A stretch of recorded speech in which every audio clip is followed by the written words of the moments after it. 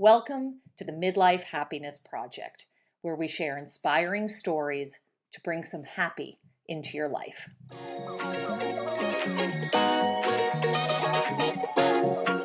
Well, we are here with my friend Scott. He is a recently retired CEO. He has 4 children. He has a son and a daughter, but then he also has 2 stepsons. And he's happily married.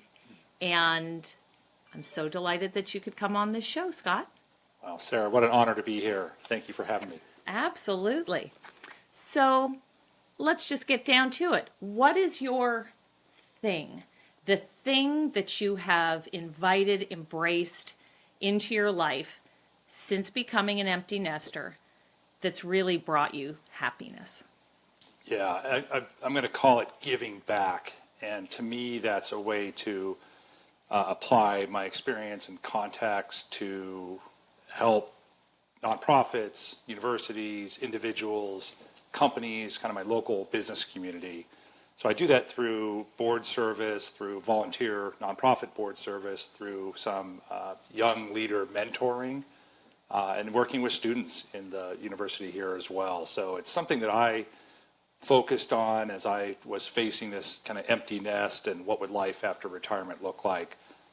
So I call it giving back. And let me ask you this. Did you plan for this before you retired? Some people find themselves, they retire and then they have this sort of identity crisis and then they start reinventing things or switching it up. Is this something that you anticipated, so you started before you retired? Yeah, I did. It's something that I was exposed to earlier in my career. Some of it just working with boards, having coaches and mentors. Obviously people that have done really great things, and you learn from them. They help quite a bit. And when I was at Hydro Flask in particular, we had a really strong board, but none of us had built a brand before. A consumer brand, an outdoor brand. So one of the things we decided to do, let's go recruit people that have done that.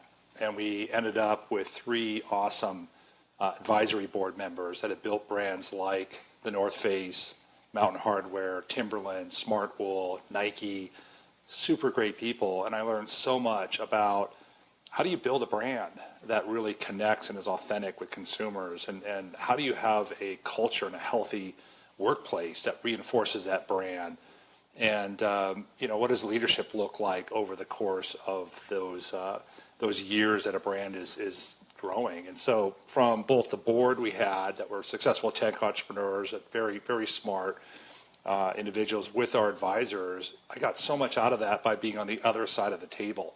And I thought, wow, if I could give back like that, if I could help CEOs that are earlier in their journey, that seems really fulfilling. That seems really interesting to me.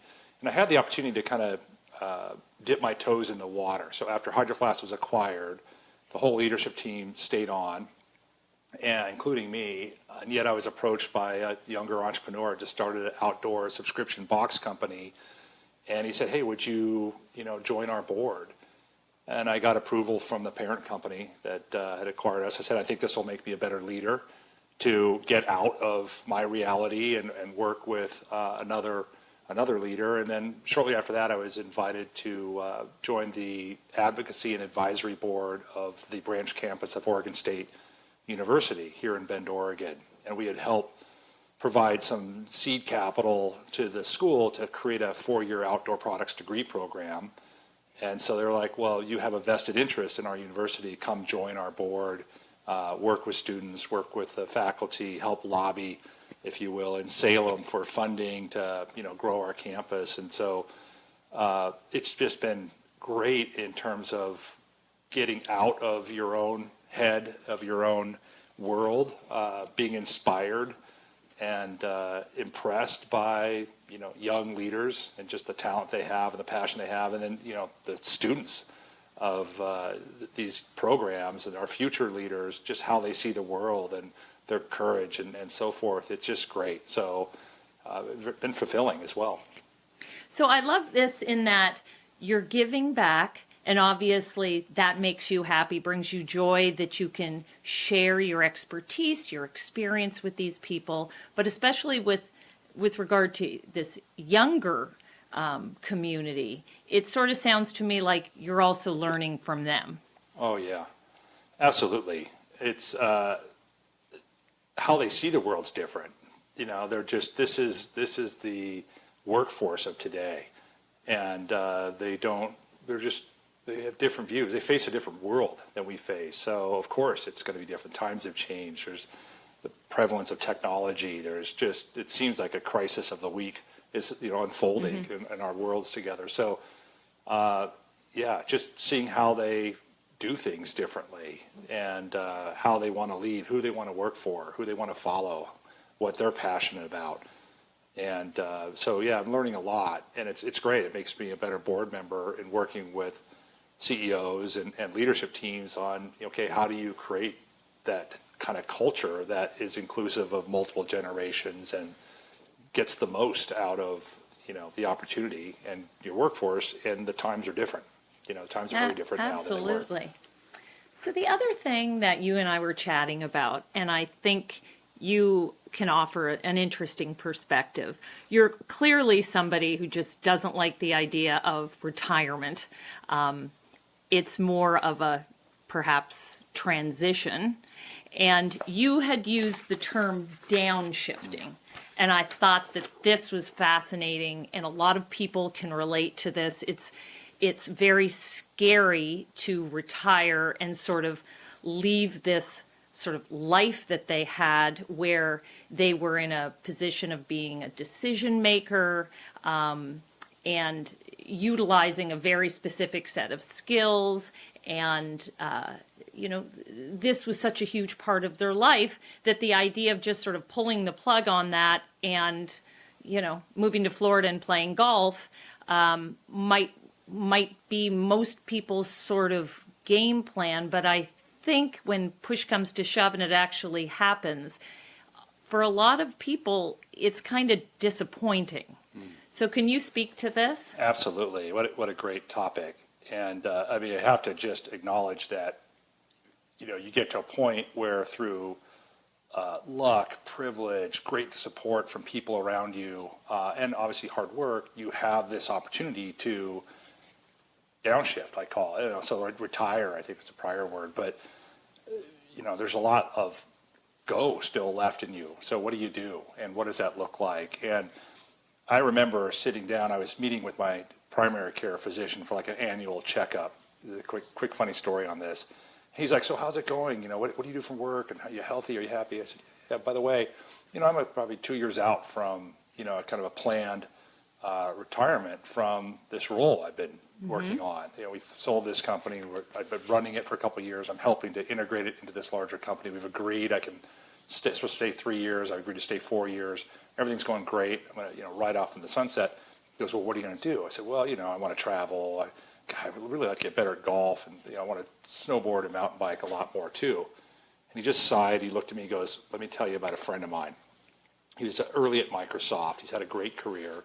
He retired, some time ago, and he just wanted to travel and work on his golf, and he's battling depression 9 months later. Because what's missing is all that meaning of purpose and a calling and talent and community and connection. You can't just, only play." He goes, you're going to be missing out on something. And we had a nice long chat. It's probably like a 45-minute. Like, when's the last time you saw your doctor? They just hang out for 45 No. minutes, right? Right, exactly. So I'm like, this guy's amazing. I love my doctor. So a year later, I'm like calling the schedule. I'm like, "I want to go see Dr. So-and-so." They said, "Oh, honey, he retired." I'm like, "Oh, okay, I get it." Like, he wasn't just talking to me. He was trying to figure out his own game plan after seeing a friend go off into this, "Hey, this would be great, this would be great." And it's like, not great in terms of that's all. And so for me, it didn't help that I probably did focus more on my golf game and I got worse. So that was like not very fulfilling. But again, like I said, I had a board and a volunteer board I was already on, and I'd seen the impact that boards can have and board members. And I'd been approached by some younger CEOs to do some paid mentoring. and was getting a lot out of that. And I was lucky, I guess. I had some of this there. I had this moment with this physician to kind of wake me up, that there's maybe danger ahead, if you will, and that to not lose part of your life where maybe some of your talents and some of your purpose and some of your inspiration comes from. Just find a way to make sure that's part of your ongoing life. So that was great. And like I said, it's just different kind of challenge in this transition. My life was very structured before. It's like Monday through Friday, 7 or 8 a.m. till whenever, you go home, and a lot of travel, a lot of thinking about a company and a challenge and what have you, to a lot of variety and less structure. Some things just are set and scheduled, and there's that, and there's a lot of ad hoc things that happen too. So making sure that you identify like what is that you want to hold on to, Right. and then being open-minded to, it's really rewarding not to have it be the focus of me, but others. But yeah, it's just different. So I think I'm still learning to be good at this. It's not as easy as you would think for a variety of reasons. It can be a challenge, this transition. Now, since you are doing some of this mentoring with younger people, has this had some sort of impact or has changed maybe your perspective with your own kids? Because they're young adults who are starting off. And I ask this because personally for me, when my kids left home, I did what many moms did, had a sort of, an identity crisis. Well, if I'm not their mom 24/7, then what am I? But that, I got good with. But what did happen is as I saw them grow and mature, you start to relate to them as adults.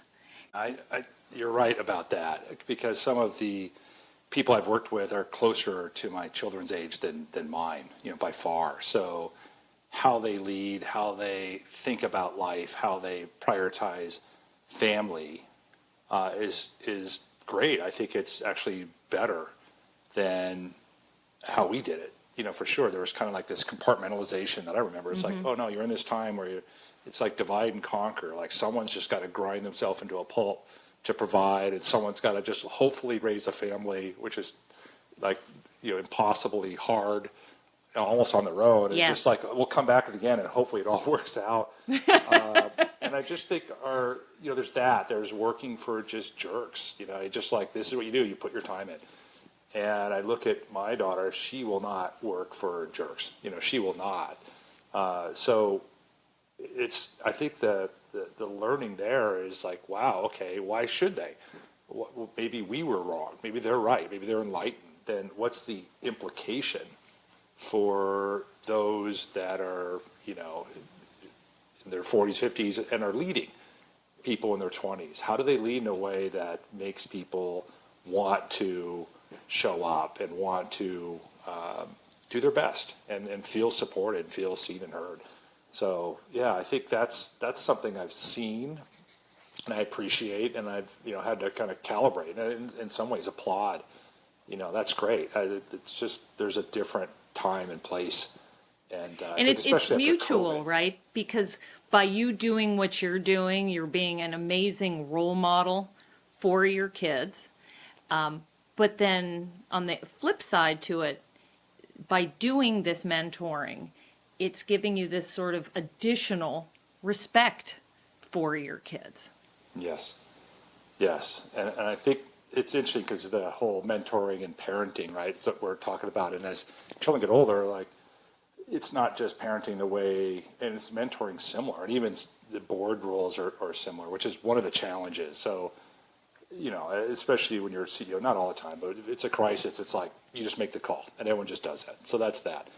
When you're on a board or you have you're parent of an adult, you don't just tell them what to do. It's just not very effective, right? Because they're smart. They know.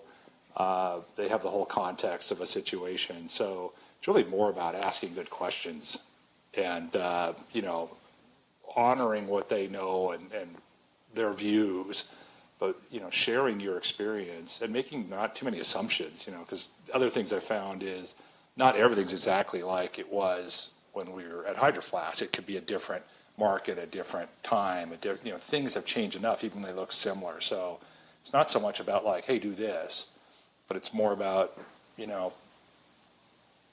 have you considered this? Or maybe an example would be, I was having lunch with a CEO the other day. He's just like, he's frustrated on how the company wasn't really getting the importance of culture. And there was a battle over it. And he was kind of like, well, we have to work. We have to be accountable. And he's like, he's kind of asking my advice on it. And instead of like, oh, you need to let them know that you feel like a healthy culture is important, like that's not really helpful. He probably knows that. But it's more like, oh, what is your view or what is your vision for a healthy, high-performance culture for this business in the future?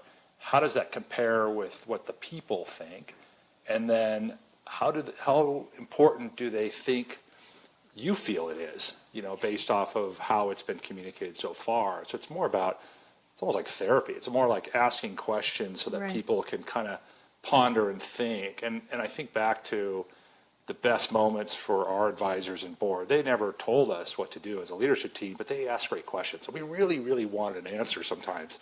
And they were just like tortured into like how do we frame it back in a question that has them think about the assumptions they made or what they've understood or maybe something they overlooked that were really powerful for us. So I think there's some great analogies there. And I'm learning to be better at this. I think sometimes we look at our kids and still see the little kid in them.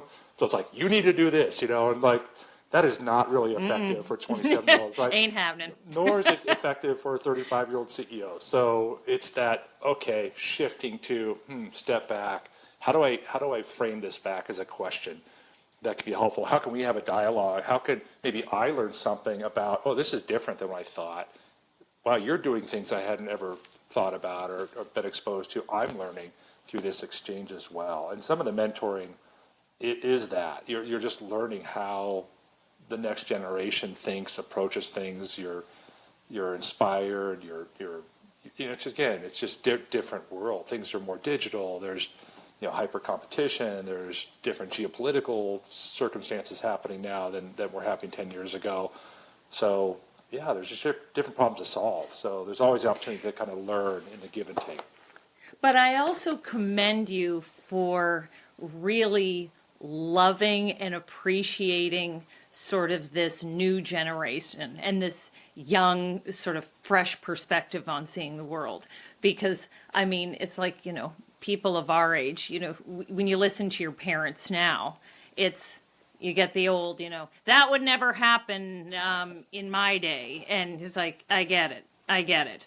And then sometimes I hear myself say that, and I think, oh God, no.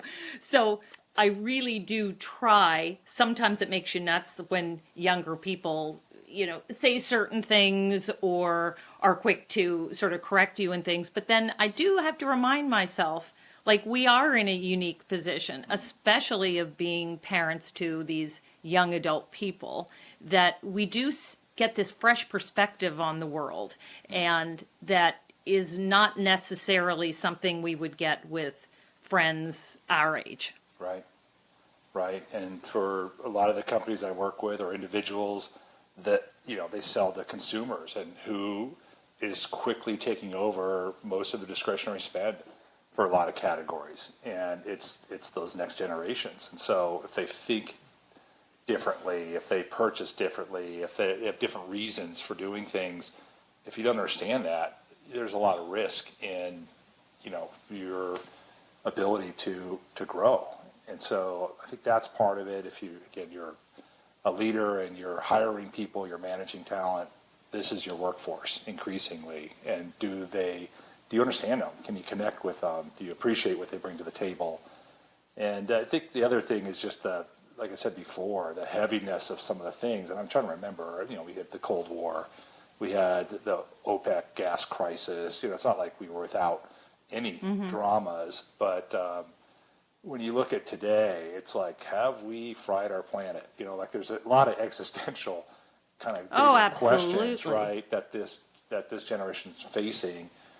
And I can empathize. You feel a little like, oh, what have we done? And this generation's the one that's going to kind of make that difference. And so, yeah, that's where I see courage. I see, I see challenge. I see fear and uncertainty from these people. But in general, they're doing great things, and we can learn from that.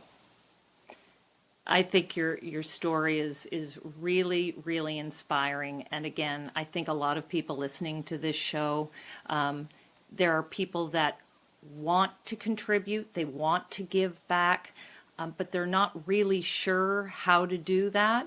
And so I really, really appreciate your candor today, and I think you're going to inspire a lot of people, really.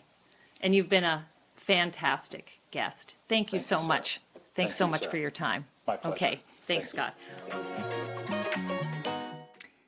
Well, I am so glad I had the opportunity to introduce you all to my friend Scott. He clearly had a lot of really interesting things to share, and definitely an inspiring guy.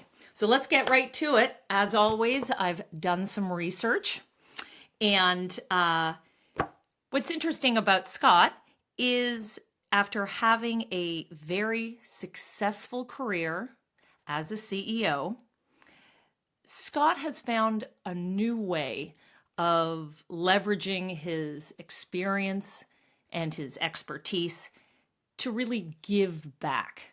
And I really like this idea for the program.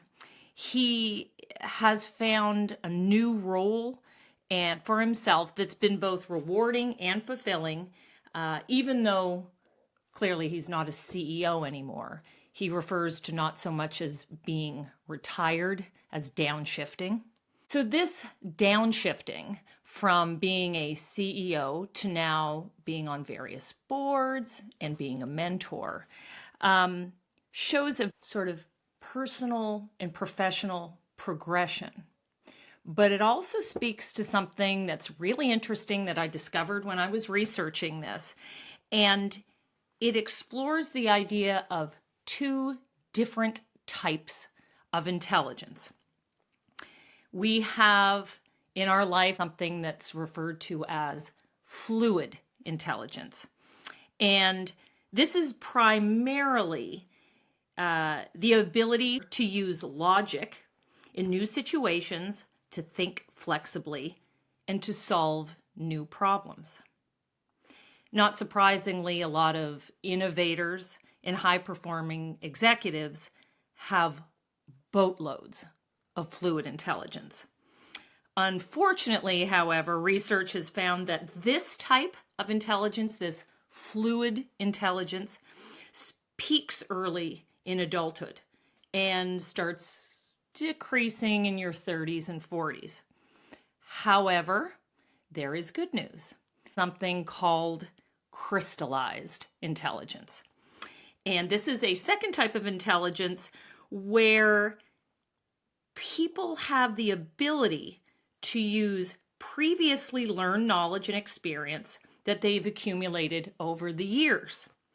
And since this relies on a growing base of knowledge, it tends to actually grow and develop with age. So you can think of it as when you're young, you have these sort of this raw smarts about you. And when you get older, you have wisdom. And so this definitely plays a part in Scott's narrative, his story, because although he's not running a company now, obviously he has a wealth of experience, expertise, and knowledge. And now he's sharing that with other people who are up-and-comers. And he's using this crystallized intelligence and sharing his wisdom. For many professional pursuits, particularly as a business executive, success is often driven by fluid intelligence, which means it's the ability to innovate and to quickly analyze a range of information and to make big, effective decisions. However, as this fluid intelligence decreases with age, experts suggest that shifting your focus, or what Scott referred to as downshifting, to pursuits that rely more on crystallized intelligence. And Scott is a great example of this. He shifted his focus from running companies to now leveraging his experience and wisdom to now helping younger CEOs navigate the ranges of challenges that Scott has already tackled in his own personal career. So I think Scott is a perfect example of how, as we get older, it's not so much that we're closing doors or looking back and saying, oh, I used to be able to do this and now that ship has sailed. And that in of itself is pretty depressing. But rather, again, we are transitioning into another phase of our life. But although we may not be as good as certain things that we did earlier in our life, the good news is we're actually getting far better in other aspects. And Scott's definitely taking advantage of that. So although probably most of us are not necessarily in a position to be on a corporate board or even embark on professional mentoring, I think there's opportunities where all of us, as we get a little bit older, we can share our wisdom, our knowledge, our experience, our expertise in many different ways. And it gives us really something to think about, that we're in this unique position that the older you get, the wiser you get. And of course, it would be a great loss if we didn't share that. And so with that, I'll give you something to think about. Until next time, thanks for joining.